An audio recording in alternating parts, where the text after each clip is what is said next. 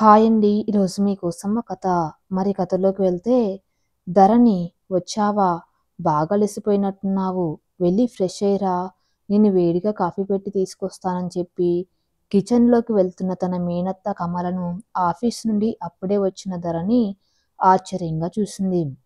హాల్‌లో ఉన్న మామయ్య అన్న కొడుకు లోకేష్‌లను చూసి వాళ్ళెందుకు వచ్చారా అని ఆలోచిస్తూ వెళ్ళి ఫ్రెష్ అయ్యి వచ్చింది. తన చేతిలో కాఫీ కప్ పెట్టిన అత్తని, హాల్లో ఉన్న కుటుంబ సభ్యులని సాలోచనగా చూస్తూ సోఫాలో కూర్చొని కాఫీ తాగటం పూర్తి చేసింది. తన గదికి వెళ్దామని లేచింది. ఆ ధరణి కమల పిలుపుకి అత్తవైపు చూసింది. నీతో మాట్లాడాలి రా, కూర్చో, చాలా ఆప్యాయతను ఉలకబోస్తూ అంది. ఓసారి అందరి వైపు చూసి తిరిగి కూర్చుంది. ధరణి, నీకు బాగా తెలుసు. మా అన్నయ్య, అదే మీ నాన్న అంటే నాకెంత ఇష్టమో, గౌరవమో, ఉపోద్ఘాతంగా అంది కమల. మౌనంగా వింది ధరణి. ఏం లేదురా, నీకు లోకేష్ బావ తెలుసుగా. లోకేష్ వైపు చూసింది. పలకరింపుగా నవ్వాడు. పేరుకు మామయ్యకు అన్న కొడుకే గాని బావగారు అక్క యాక్సిడెంట్లో పోయినప్పటి నుండి లోకేష్ మా ఇంట్లో మా కొడుకుగానే పెరిగాడు. లోకేష్, ప్రవీణ్లు ఇద్దరు అన్నదమ్ములుగానే ఉన్నారు. ఆ విషయం నీకు తెలుసు. చిన్నప్పటి నుండి చూస్తూనే ఉన్నావు. చక్కగా ఎంటెక్ చేశాడు. మంచి కంపెనీలో ఉద్యోగం చేస్తూ 2 ఏళ్ల క్రితం ఆస్ట్రేలియాలో జాబ్ వచ్చి అక్కడికి వెళ్ళాడు. నీకు తెలుసుగా. ధరణి ఏమంటుందా అని అడిగింది కమల. తెలుసు, అయితే ఏంటి అన్నట్టు చూసింది ధరణి. ఏం లేదురా, లోకేష్ నువ్వు ఇద్దరు చూడ చక్కగా ఉంటారు. మీ ఇద్దరికి పెళ్లి చేస్తే బాగుంటుందని అనుకుంటున్నాము. భృకుటి ముడిచి తన వాళ్ళ వైపు చూసింది ధరణి నిజమా అన్నట్టు. తల్లి తండ్రి ఇద్దరూ చిరునవ్వు నవ్వారు.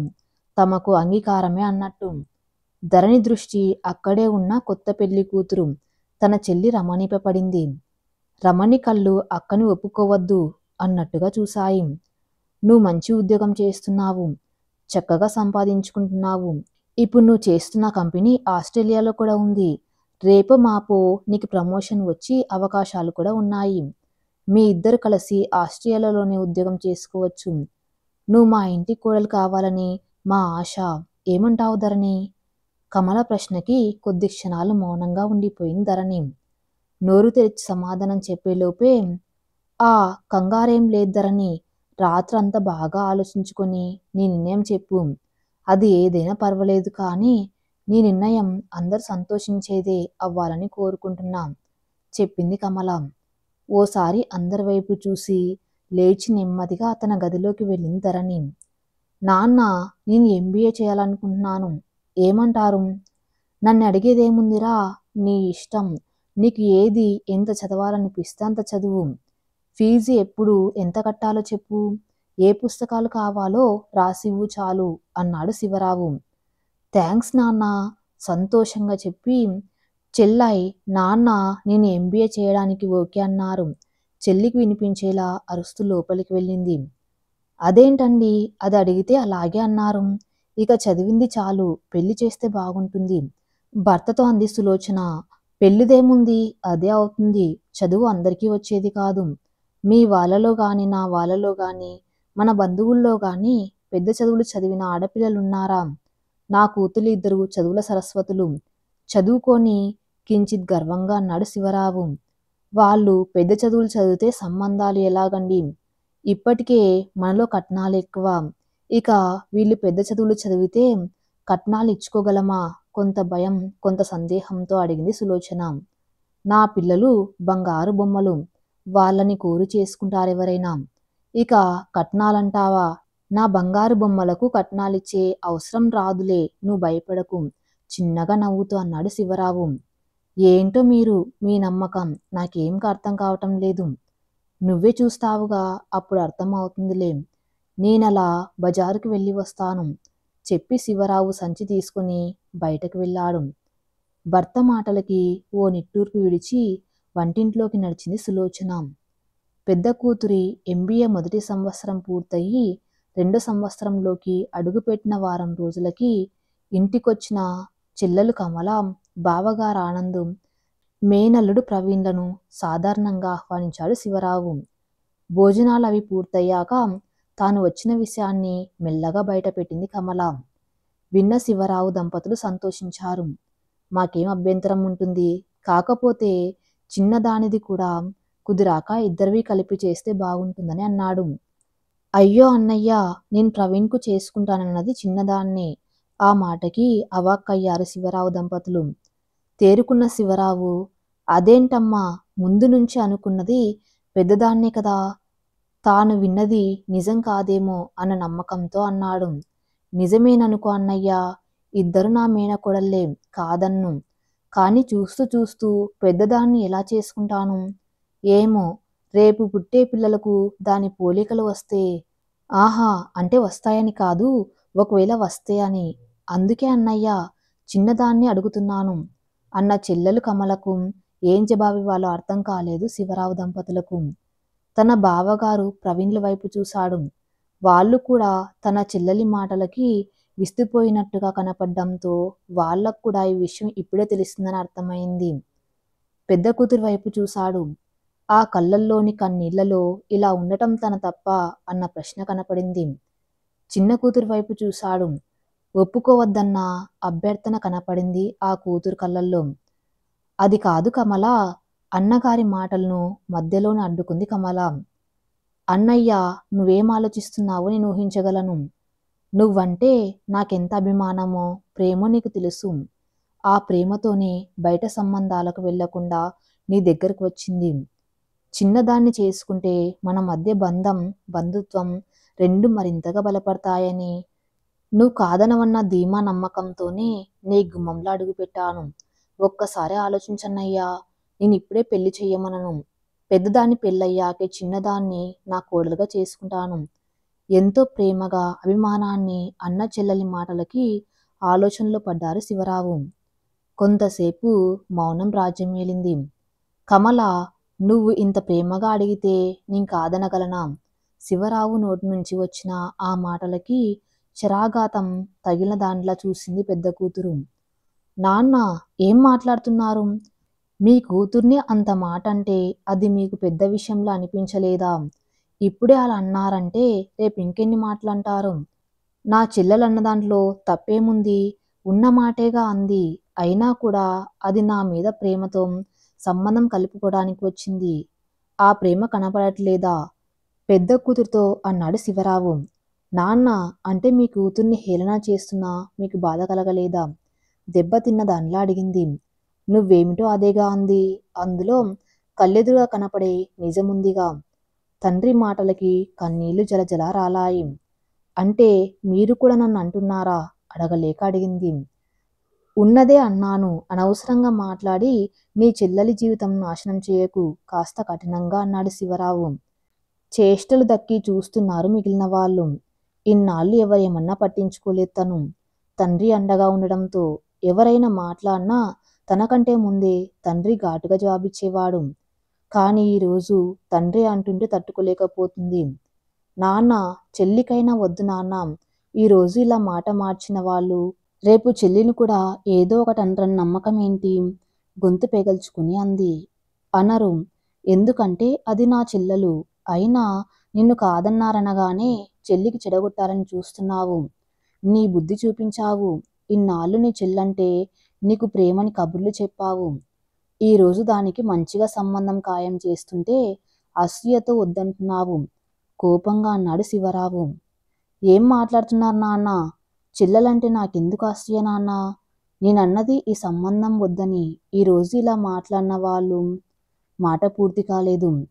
అంటే నా చెల్లెలతో నాకున్న బంధాన్ని వదులుకోమంటావా? తోబుట్టిన దానితో తగ్గు పెట్టుకోమంటావా? నా చెల్లెలతో బంధుత్వం వద్దని చెప్పటానికి నువ్వెవరు? ఆగ్రహంతో ఊగిపోతూ అరిచాడు. నాన్న, నేను మీ కూతురు నాన్న. నాకు చెప్పే మాట పూర్తి కాలేదు. చెంప చెల్లుమంది. బుగ్గ మీద చెయ్యి పెట్టుకుని కన్నీళ్లతో బిత్తరపోయి చూసింది. ఏనాడు తన్ని చిన్న మాట అన్న తండ్రి, ఎవరిని అననీయని తండ్రి ఈరోజు తన మీద చెయ్యి చేసుకోవటం, అది కన్న కూతురు కంటే తోబుట్టినదే ఎక్కువ అంటూ జీర్ణించుకోలేకపోయింది. కన్నీళ్లతో మౌనంగా తన గదిలోకి దారి తీసింది. జరిగిన సంఘటన ఎవ్వరికీ జీర్ణం కాలేదు. అందరూ చేష్టలు దక్కి నిలబడ్డారు. ఉలిక్కిపడి కళ్ళు తెరిచింది ధరణి. అప్రయత్నంగా చెయ్యి చెంపను తడిమింది. నెమ్మదిగా లేచి గది కిటికీ వద్దకు వెళ్ళి నించుని బయట వెన్నెల స్నానం చేస్తున్న పరిసరాలను దీర్ఘంగా చూస్తూ ఆనాటి సంఘటన గుర్తు చేసుకుంది. ఏం చెప్పారు, ఎలా చెప్పారు? మొత్తానికి అటు రమణ్ని, ఇటు ప్రవీణ్ని పెళ్లికి ఒప్పించారు. తన మనసుకు అయిన గాయం నుండి త్వరగానే కోలుకొని చదువుపై దృష్టి పెట్టింది. సంవత్సరం పూర్తి అవుతుండగానే పేరున్న కంపెనీలో ఉద్యోగం వచ్చింది. చేరి సంవత్సరం తిరగకుండానే తన పని నచ్చి తనని బిజినెస్ అడ్మినిస్ట్రేషన్ విభాగానికి అధిపతిని చేశారు. ఆ రోజు తను ఉన్న పొజిషన్ చూసి ఎంతోమంది వచ్చారు చేసుకోవటానికి. తాను ఎవరికీ ఏమీ చెప్పలేదు. ఈరోజు తన మేనత్త రావటం ఆశ్చర్యాన్ని కలిగిస్తే, అదే సమయంలో డబ్బు, హోదా ఎలాంటి వారినైనా మారుస్తాయని అర్థమైంది. కొద్దిసేపు అక్కడే నించొని ఓ నిర్ణయానికి వచ్చిన దానిలా దీర్ఘశ్వాస తీసుకొని వదిలి వచ్చి మంచంపై వాలి కళ్ళు మూసుకుంది. ఆ రోజు భోగి పండుగ కావటంతో తలార స్నానం చేసి అలవాటు ప్రకారం గుడికి వెళ్ళి వచ్చింది ధరణి. పాయసం చేసి దేవుడికి నైవేద్యం పెట్టి అందరికీ కప్పుల్లో పోసి ఇస్తుంటే, ధరణి, ఇది నువ్వు చెప్పే శుభవార్త కోసం అనుకోవచ్చా? నర్మగర్భంగా అడిగింది కమల. చిన్నగా నవ్వింది ధరణి. నిజంగా శుభవార్తే అత్తయ్యా. అయితే త్వరగా చెప్పు, వినాలని తహతహగా ఉంది ఉత్సాహంగా అంది కమల. చూడబోతు కంగారెందుకు అత్తయ్యా, ఒక పావు గంట, ఈలోగా నేను రెడీ వస్తాను చెప్పి తన గదిలోకి వెళ్ళింది ధరణి. ధరణి రెడయి బయటకు వచ్చేసరికి ఓ కారు గేటు ముందు ఆగింది. అందులోంచి దిగిన యువకుడు సరాసరి లోపలికి వచ్చాడు. గదిలోంచి వచ్చిన ధరణి సంశయంగా నిలబడ్డ యువకుణ్ణి చూసి, కేశవ్, లోపలికి రా, అక్కడే ఆగిపోయావే నవ్వుతూ ఆహ్వానించింది. చిరునవ్వు నవ్వాడు కేశవ్. కేశవ్ మా నాన్నగారు, అమ్మ, నానమ్మ, తాతయ్య, అత్తయ్య, మామయ్య పరిచయం చేసింది. చేతులు జోడించి నమస్కరించాడు. తను నా చెల్లెలు రమణి, తన భర్త ప్రవీణ్, తను లోకేష్. పలకరింపుగా నవ్వాడు కేశవ్. ఇంతకీ ఇంతకీ తనెవరు ధరణి? తాతయ్య ప్రశ్నకు అందరి వైపు చూసి కేశవ్ని చూసి చిన్నగా నవ్వింది. తన నవ్వుతోనే అంగీకారం తెలిపాడు కేశవ్. తను కేశవ్, ఈ ధరణిని చేపట్టబోయే ధరణీసుడు. ఆ మాటకు అందరూ అవాక్కయ్యారు. తేరుకున్న కమల, అదేంటి ధరణి, నిన్ను మా కోడలుగా చేసుకోవాలని అనుకున్నాము అని చెప్పానుగా. మీ కోడలుగానా? పోలియో నా కాలికి అవిటితనం ఇచ్చిందే కానీ నా మనసు కాదు. ఆనాడు కోడలుగా పనికిరాని నేను ఈనాడు ఎలా పనికొచ్చానత్తయ్యా? ఆనాడు అదే నేను, ఈనాడు అదే నేను. నాలేని అర్హత నేడు ఎలా వచ్చింది? సూటిగా ప్రశ్నించింది ధరణి. ధరణి ప్రశ్నకి సమాధానం చెప్పలేక తలదించుకుంది కమల. లోకే ప్రశంసగా చూశాడు. అయితే మాత్రం ఇలా బరి తెగించి నువ్వే నిర్ణయించుకుంటావా? తల్లిదండ్రులుగా మాకు గౌరవం ఇవ్వవా? ఆగ్రహంగా అడిగాడు శివరావు. బరి తెగించేదాన్నైతే కేశవ్ని ఇంటికి పిలిచి పరిచయం చేసేదాన్ని కాదు. ఏముందని అతన్ని చేసుకుంటావు? నన్నుగా చూసే వ్యక్తిత్వం ఉంది. లోపాన్ని ఎత్తి చూపించి కించపరిచి మనసును గాయపరచని సంస్కారం ఉంది. నా హోదాని కాక నన్నుగా ప్రేమించే మనసు ఉంది. అన్నిటికీ మించి ప్రాణం పోయినా ఇచ్చిన మాటకు కట్టుబడి ఉండే మనస్తత్వం ఉంది. ఇది చాలదా నాన్న ఓ వ్యక్తిని, ఓ ఆడపిల్ల కోరుకోవటానికి? చాలా సుష్టంగా అంది ధరణి. మాటలు బాగానే నేర్చావు. నువ్వు చెప్పిన ఒక్కటి ఉంటే సరిపోదు. బ్రతకటానికి డబ్బు కూడా కావాలి. కారులో వచ్చినంత మాత్రాన నిన్ను జీవితాంతం చూస్తాడా? వెటకారంగా అన్నాడు. నాన్న, బతకటానికి డబ్బే అవసరమైతే అందుకు మీరు బెంగపడక్కర్లేదు. మా భవిష్యత్తుకు ఏ ప్రమాదము లేదు. అంటే ఏంటే? కారు ఒక్కటి చూసుకుని బతకగలనని ధీమయా? ఇలాంటి కార్లు ఓ 5, అవి పెట్టుకునేందుకు ఓ విశాలమైన భవంతి, దాన్ని చూడ్డానికి మెయింటైన్ చేయడానికి పనివాళ్ళు, ప్రేమగా పలకరించి ఆప్యాయత అనురాగాలను కురిపించడానికి కుటుంబం, వేల మందిని పోషించే వ్యాపారం, వ్యాపార రంగంలో హోదా, పరపతి. ఇవి చాలనుకుంటా కదా నాన్న నువ్వు చెప్పినట్టు జీవించడానికి. అంటే నీ ఈ కుంటితనానికి శివరావు మాట పూర్తి కాలేదు. ఒక్క నిమిషం. మీరు మాట్లాడేది మీ కన్నబిడ్డతో అన్న విషయాన్ని మరవకండి. చాలా సుష్టంగా వచ్చింది కేశవ్ నోటి నుండి. నేనిలా కఠినంగా మాట్లాడుతున్నానని మరోలా భావించకండి. తన శారీరక స్థితికి తను కాదు కారణం. తోబుట్టువు బంధాన్ని ఎవరూ కాదనరు. కానీ కన్న రక్తాన్ని ఓ బంధం కోసం అవమానించటం సరికాదు. మీ అమ్మాయి వ్యక్తిత్వానికి, మనసుకి మీరు విలువ ఇవ్వలేదు. తన స్థితిని ఎవరు హేళన చేసినా తట్టుకుంది. అందుకు కారణం తండ్రిగా మీరు అండగా ఉన్నారని. అలాంటి తండ్రే తన్ని అవమానించిన క్షణం తను మానసికంగా చచ్చిపోయింది. తన్ని చేసుకుంటామని ఎదురు వచ్చినా, నేను కోరి అడిగినా తన మనసు అంగీకరించలేదు. కారణం కన్న తండ్రిగా మీరే తన స్థితిని ఎత్తి చూపించారు. అలాంటిది తనను చేసుకునే వాళ్ళు తనని అంగీకరించరన్న నమ్మకం. ఈనాటికి తను నా మనస్సుని, ప్రేమని అంగీకరించింది. అంకుల్, మీరు అంగీకరిస్తే పద్ధతిగా జరగవలసినవి జరిగి తనని మా ఇంటి కోడలుగా తీసుకువెళ్తాను. లేదంటే ఈ క్షణమే తనని నా భార్యగా తీసుకువెళ్తాను. నిర్ణయం మీ చేతుల్లో ఉంది, చాలా సూటిగా చెప్పాడు కేశవ్. మౌనంగా ఉండిపోయాడు శివరావు. తల్లి చెల్లెలు ప్రవీణ్, లోకేష్ల కళ్ళలో ప్రశంసాపూర్వకరమైన అంగీకారం కనబడితే, ధరణి తాతయ్య, నాన్నమ్మ, మామయ్యల చేతులు అప్రయత్నంగా పైకి లేచి ఆశీస్సులు అందించాయి. మీ మౌనాన్ని అంగీకారం అనుకోవచ్చా అంకుల్? ఆ ప్రశ్నకి ముఖం తిప్పుకున్నాడు శివరావు. శివరావు అభిప్రాయం అర్థమైన కేశవ్, ధరణి వెళ్దామా అడిగాడు. ఒక్క నిమిషం చెప్పి లోపలికి వెళ్ళి తన హ్యాండ్ బ్యాగు, ఫోన్ తీసుకుని వచ్చి చెయ్యి చాపిన కేశవ్ చేతిని అందుకుంది. నా భార్యగా తన్ని తీసుకువెళ్తున్నా. త్వరలోనే మీకు శుభముహూర్తం ఎప్పుడో తెలియచేస్తాము. మనసు మారితే వచ్చి ఆశీర్వదించండి చెప్పి ధరణి భుజం చుట్టూ చెయ్యి వేసి బయటకు నడిచాడు కేశవ్. కేశవ్తో కలిసి ప్రేమతో నిన్న భవిష్యత్తులోకి అడుగు వేసింది ధరణి. ఈ కథ ఇంతటితో సమాప్తం. మరిన్ని మంచి స్టోరీస్ కోసం నా ఛానల్ని ఫాలో అవుతూ ఉండండి. Thank you for listening.